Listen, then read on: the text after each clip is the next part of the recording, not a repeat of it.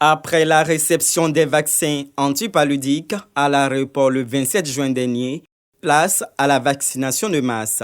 Cette vaccination concernera 38 districts sanitaires répartis dans 16 régions ayant les incidences de paludisme les plus élevées.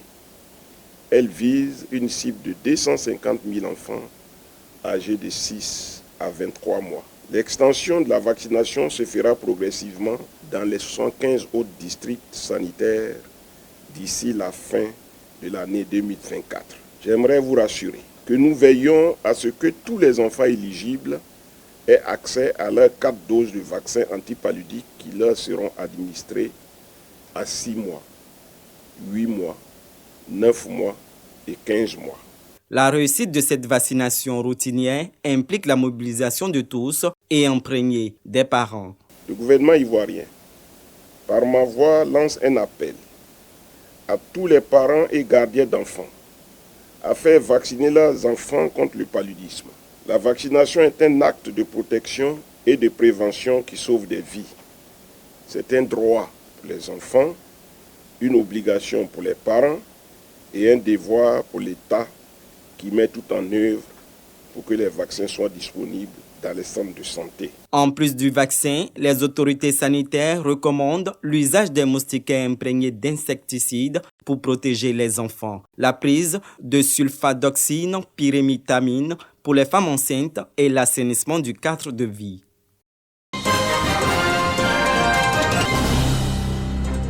Ils reçoivent leur parchemin après avoir reçu une formation sur le fonctionnement de différents systèmes en matière de droits de l'homme et de l'enfant. Sans cacher leur satisfaction, ces auditeurs expriment leur reconnaissance aux initiateurs et réitèrent leur engagement à promouvoir le respect des droits de l'homme. Cette formation a non seulement renforcé nos compétences professionnelles, mais elle a aussi éveillé en nous une conscience accrue de notre rôle de défenseur des droits de l'enfant.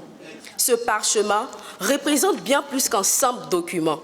Il est le symbole de notre engagement à défendre les droits de l'homme et à œuvrer pour un monde plus juste et équitable.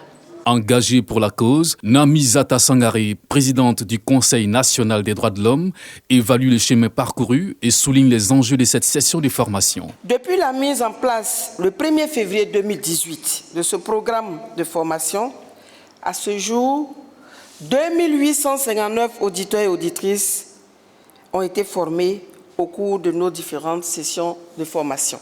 En plus de ces sessions ordinaires, l'UDDH organise avec l'appui de ses partenaires techniques et financiers des sessions de formation intensive qui permettent de former des personnes sur des thématiques bien spécifiques en lien avec les droits de l'homme. C'est une initiative que le CNDH encourage. Plus il y a des défenseurs des droits de l'homme, plus les succès seront aussi nombreux en termes de respect et de réalisation des droits de l'homme. Le prochain cycle de l'Université des droits de l'homme accueille déjà les auditeurs de la 14e promotion. L'appel à candidature lancé a permis d'enregistrer plus de 450 dossiers. Les cours débutent ce 12 juillet et prennent fin le 27 novembre prochain. La Coupe de l'amitié ivoiro-guinéenne organisée par la communauté ivoirienne de Guinée aux mains des Guinéens à Conakry. Et la joie est la même dans les deux camps, c'est qu'il n'y a ni vainqueur ni perdant. Ce qui compte pour eux, c'est l'amitié ivoiro-guinéenne. La communauté ivoirienne est très bien intégrée en Guinée. Les Guinéens les reçoivent comme des frères. Nous ne sommes pas étonnés pour cet événement puisque chaque année, ils organisent cet événement-là pour, n'est-ce pas, regrouper tous les ressortissants de la République de la Côte d'Ivoire. Nous avons environ 7000 Ivoiriens qui résident en Guinée. Ici à Conakry, la capitale, autour de 4000 à 4500. Et les autres sont repartis dans les autres villes de Guinée.